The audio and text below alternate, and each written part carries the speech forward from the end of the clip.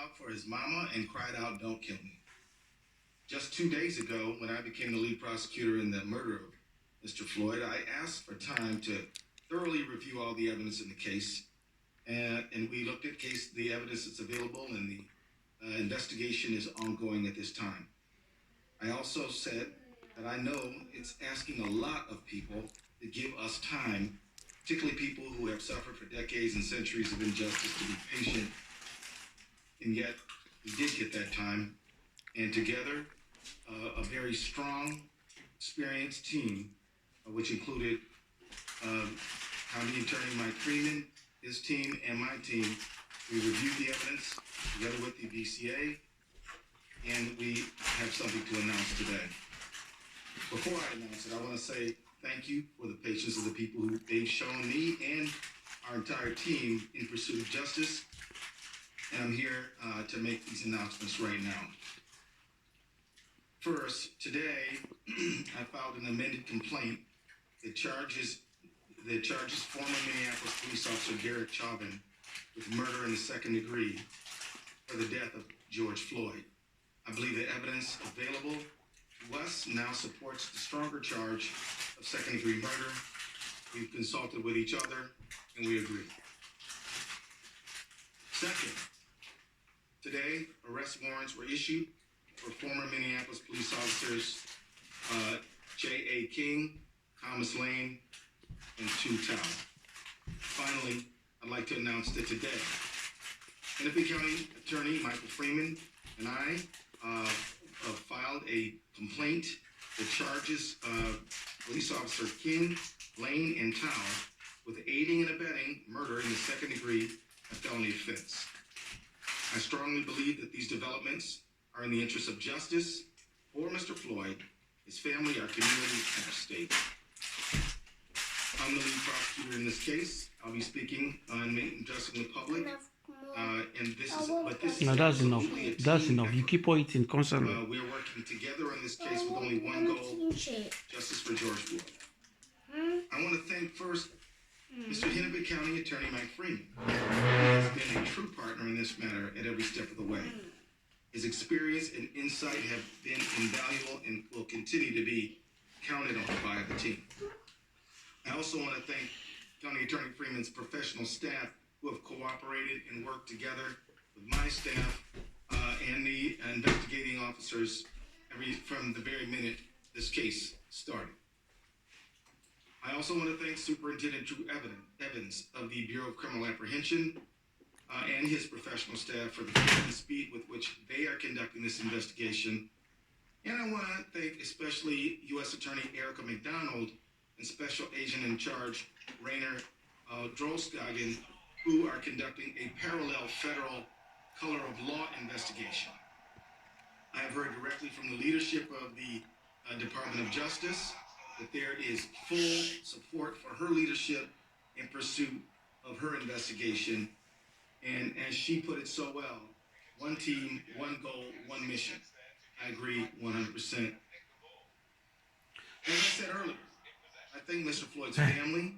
I think, and I can speak for Mr. Freeman and I jointly thank them, along with U.S. Attorney McDonald. We thank the community for their patience in allowing us the time and space we need over these days to lay these charges. As it is so hard to do, I now ask for continued patience. This case continues to be under investigation. We will not be able to say very much publicly about the investigation, except that we encourage anyone who believes that they have evidence in this case to come forward and to be cooperative with the investigation. As we develop the case for prosecution, which will also not be, we will not be able to say very much publicly about it, because our job is to seek justice and to obtain a conviction, not to make statements in the press, but to do our talking in court. So I ask for your patience again while we limit our public comments in pursuit of justice. I also ask for your trust that we are pursuing justice by every legal and ethical means available to us. I also want to add a word of caution. The investigation is ongoing. We are following the path of all of the evidence. Wherever it leads, we are investigating as quickly as we can because speed is important. We're also investigating as thoroughly as we can because being complete and thorough is critically important, but it takes time. The reason thoroughness is important is because every single link in the prosecutorial chain must be strong. It needs to be strong because trying this case will not be an easy thing. Winning a conviction will be hard. In fact, County Attorney Freeman is the only prosecutor in the state of Minnesota who has successfully convicted a police officer for murder. And he can tell you that it's hard. I say this not because we doubt our resources or our ability. In fact, we're confident in what we're doing. But history does show that there are clear challenges here, and we are going to be working very hard and relying on each other and our investigative partners and the community to support that endeavor. To the Floyd family, to our beloved community, and to everyone that is watching, I say, George Floyd mattered. He was loved. His family was important. His life had value. And we will seek justice for him and for you, and we will find it. The very fact that we have filed these charges means that we believe in them. But what I do not believe is that one successful prosecution can rectify the hurt and loss that so many people feel.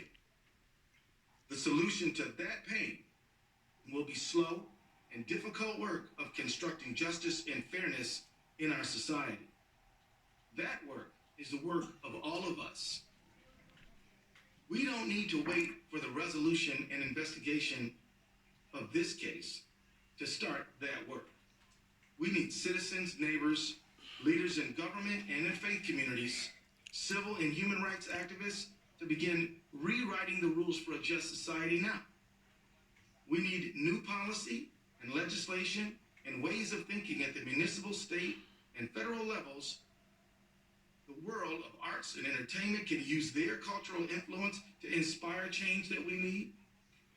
There is a role for all who dream of a justice that we haven't yet experienced.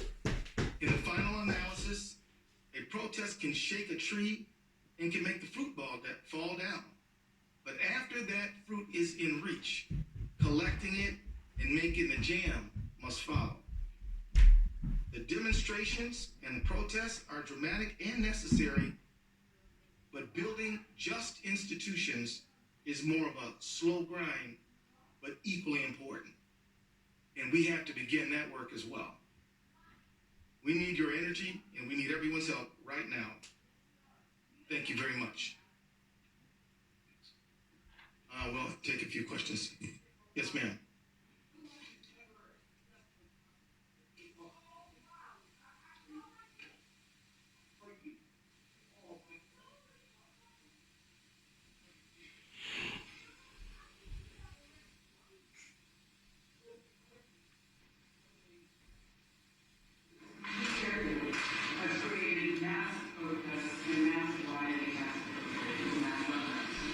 We believe we have a duty to charge the charges that fit the facts in this case when we have done so. And so our concern is to put all the energy we can into putting forth the strongest case that we can without fear or favor of anyone or anything. These charges are based on the facts that we have found, and we're going to pursue them. The county attorney, obviously, have a case from him. Was he going to plead this case as a murder-free case? Is that why the state took over? That is what sources have said. The Hennepin County attorney did an excellent job by gathering facts and has worked cooperatively with us at every single step of the way. We consulted with each other on these charges. We believe that these are the right charges. Mike Freeman and I we've signed a complaint for these additional charges, and so that's what we're doing. So the whole nation, indeed the whole world, has been waiting Can you describe the process involved in your deliberation and what impact you think today's decision might have, not just in Minneapolis, but for those across the country watching you right now? Unfortunately, I can't delve into our deliberative process, but what I will tell you generally is we gathered all the facts that we could. We reviewed the criminal statutes. We looked at case law. We consulted with each other, and we arrived at these charges. We believe that they're justified by the facts and the law. What does this impact have on this decision? The pursuit of justice is always good and right. And I want to signal to them that we hope that they continue to raise the cause of justice, but do it in a peaceful manner. It is their right to express themselves. And with that, I will say that they should continue in their own communities to get together to build just police community relationships. We need the faith community to be involved. We need arts and entertainment to help inspire us toward justice. We need everybody. There's a lot more to do than just this case, and we ask people to do that.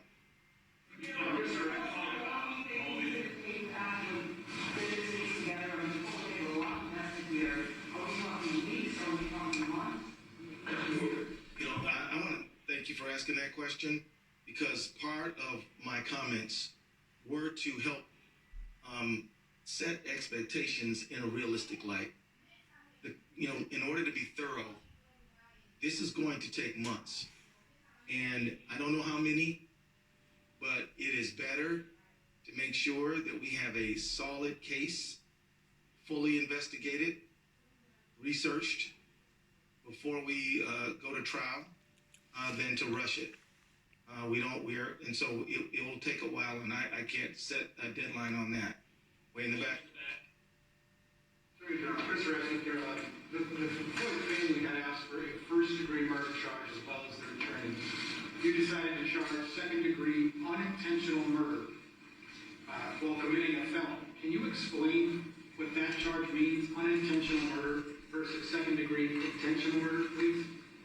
Well, according to Minnesota law, you have to have premeditation and deliberation to charge first-degree murder. Second-degree murder, you have to intend for death to be the result.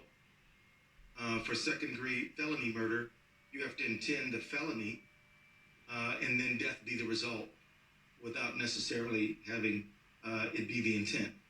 So that's the state of the law. The felony would be we would contend that George Floyd was assaulted, and so that would be the underlying felony. They accept any plea deals in this, or do you expect all four to go to trial? And secondly, when will the body camera footage be released? I really don't have any idea of what the negotiations or anything like that. That's simply way too early to begin that conversation. At this point, we are preparing to try this case. If something else happens along the way, we'll see. But at this point, we don't have any plans in that direction. That is something that I don't have anything to report right now. At this time, we're focused on investigating the case. And so I think at this time, I will consult with the BCA and other partners on the case, and we'll come to a conclusion about that. Again, we believe in transparency, but we also believe in a thorough investigation, most importantly. The three officers been taken into custody? I'll allow Mr. Drew Evans to address that issue. Yeah. Good afternoon. My name is Drew Evans. I'm the superintendent of the Minnesota Bureau of Criminal Apprehension.